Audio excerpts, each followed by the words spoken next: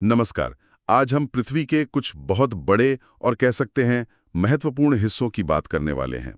Biome, ये वो विशाल इलाके हैं जहां एक खास तरह का मौसम होता है, खास पेड़ पौधे होते हैं और जीव जंतु भी। हाँ बिल्कुल। तो बायोम को समझने के लिए आप ऐसे सोच सकते हैं कि ये पृथ्वी के बड़े बड़े मोहल्ले हैं। हम्म। हर मोहल्ले का अपना एक अलग माहौल, एक चरित्र होता है। अच्छा। और ये चरित्र, जैसा कि स्रोत दस्तावेज में भी बताया गया है, ये तय होता है मुख्य रूप से वहाँ की जलवायु से। मतलब तापमान कैसा है, बारिश कितनी होती है और वहाँ किस तरह के पेड़ पौधे ज्यादा उगते हैं। हाँ, ऊंचाई और लैटिट्यूड, मतलब वो जगह पृथ्वी पर कहाँ है, ये भी बहुत मायने रखता है। और आपने नक्शे की बात की थी स्रोत में, उसे देखकर ऐसा लगता है कि ये मोहल्ले मतलब ऐसे ही कहीं भी नहीं है, एक पैटर्न सा दिखता है ना? पृथ्वी पर कुछ खास पट्टियों या बैंड्स में फैले हुए हैं ये। हाँ हाँ, वो नक्शा बहुत कुछ बताता है।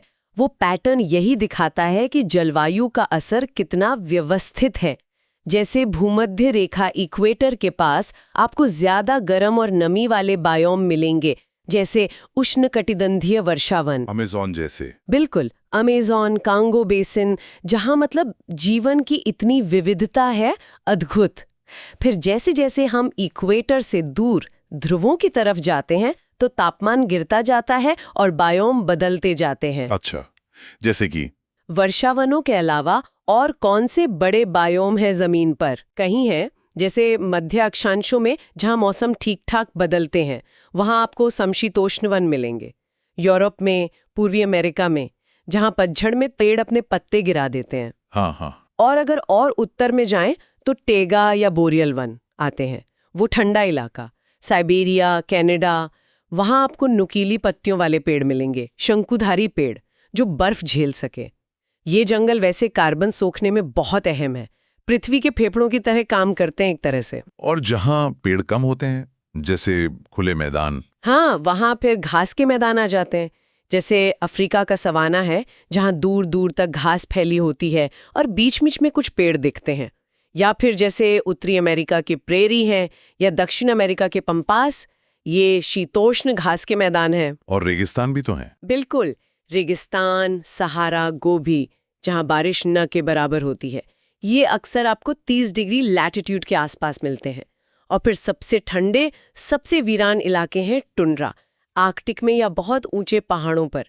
वहां पेड़ नहीं उगते, बस काई और लाइकेन जैसी छोटी छोटी वनस्पतियां ही दिखती हैं। हर बायोम की अपनी खासियत है, अपने अनोखे जीव जंतु हैं। ये तो हुई सारी जमीन की बात। हाँ हाँ। स्रोत में पानी वाले बायोम का भी जिक्र है ना? हाँ बिल्कुल है, और वो भी उतने ही महत्वपूर्ण है। उनको हम मोटे तौर पर 2 हिस्सों में बांट सकते हैं। एक तो मीठे पानी वाले बायोम, जैसे नदियाँ, झीलें, तालाब, दलदली जमीनें, सोचे अमेज़न नदी बेसिन या अमेरिका की ग्रेट लेक्स। और दूसरे हैं समुद्री बायोम, यानी महासागर, मूंगे की चट्टानें, जैसे ऑस्ट्रेलिया का ग्रेट बैरियर रीफ है, और एस्चुरीज, वो जगहें जहां नदियां समुद्र से मिलती हैं। ये समुद्री बायोम तो पृथ्वी की सतह का लगभग 70% हिस्सा कवर करते हैं। बाप रे, 70%? ये तो बहुत ज्यादा है। इतनी सारी विविधता। लेकिन सवाल ये उठता है कि इन सभी बायोम का हमारे लिए या पृथ्वी के लिए असल में महत्व क्या है? क्या ये बस अलग अलग तरह के नज़ारे हैं? नहीं नहीं, बिल्कुल नहीं। इनका महत्व बहुत गहरा है। स्रोत भी इस पर जोर देता है। पहली बात तो है जैव विविधता, बायोडाइवर्सिटी। हर बायोम अपने आप में अनोखे पौधों और जानवरों का घर है, जिन्होंने वही के खास माहौल में जीना सीखा है, ढलना सीखा है। ये सिर्फ संख्या की बात नहीं है, ये जीवन के अनूठे रूपों का खजाना है। सही। और इसके अलावा मतलब सिर्फ जानवरों और पौधों के लिए जरूरी है ये? नहीं, हमारे लिए भी। ये पृथ्वी के पूरे सिस्टम को, उसके संतुलन को बनाए रखने में मदद करते हैं। जैसे जंगल हैं, वो कार्बन डाइऑक्साइड सोखते हैं, ऑक्सीजन छोड़ते हैं। इससे जलवायु नियंत्रित रहती है। महासागर भी बहुत बड़ी मात्रा में कार्बन सोखते हैं और मौसम के पैटर्न पर असर डालते हैं। ये पानी के चक्र को भी बनाए रखते हैं। एक तरह से ये पृथ्वी के ऑपरेटिंग सिस्टम के जरूरी हिस्से हैं। लकड़ी, दवाएं, बहुत कुछ हमें इन्हीं बायोम से मिलता है। स्रोत ये भी बताता है कि इनका सिर्फ आर्थिक महत्व नहीं है, सांस्कृतिक महत्व भी है। कई समुदाय हैं जो अपनी पहचान के लिए, अपनी जीवन शैली के लिए इन प्राकृतिक क्षेत्रों से बहुत गहरे जुड़े हुए हैं। लेकिन दस्तावेज में एक चेतावनी जैसी भी बात है, वो मानवीय गतिविधियों के असर की बात करता है। हाँ, और वो बहुत गंभीर बात है। देखिए, वनों की कटाई हो रही है, प्रदूषण बढ़ रहा है, खेती के तरीके बदल रहे हैं, जमीन का इस्तेमाल बदल रहा है, और सबसे बढ़कर जलवायु परिवर्तन, क्लाइमेट चेंज, ये सब मिलकर इन बायोम पर बहुत भारी दबाव डाल रहे हैं। तो इसका असर क्या हो रहा है?